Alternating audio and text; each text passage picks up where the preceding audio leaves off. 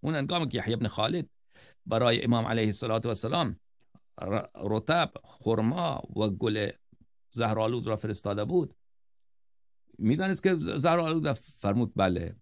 آیا خورد؟ و او پرسیدم که او فاکل و یعلم فیکون معینا علی نفسه، اگر او میدانست که این زهرآلود و خورده، پس او خودش بر قتل خودش همکاری کرده، در قتل خودش دست داشته.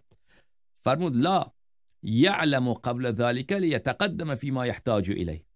قبل از اون مرحله امام علیه السلام میدانست، قبل از اون لحظه ای که گل و ریحان بیاید تا اون زمانی که بیاید میدانست که گل و ریحان میآید و من با میدانم گل و ریحان من این را میخورم و شهادتم در همین است.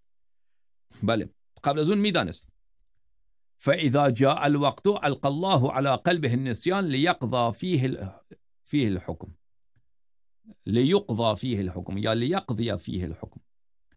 اما هنگام وقت که رسید، هنگام وفات و شهادت که رسید، دیگر خداوند متعال بر قلبش نسیان عارض می‌دارد، فراموشی. خداوند متعال می فراموشاند.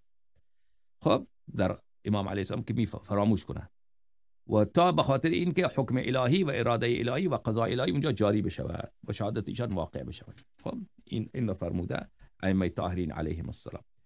اما این که امام حسین علیه السلام در کربلا شهید شده، اون که خب بله میدانست که ایشان من شهید میشم و آدم اگر بداند در صحرای جهاد میرود و شهادت شهید میشه، اون که ایرادی نداره، خودکشی که نیست اونجا. بله.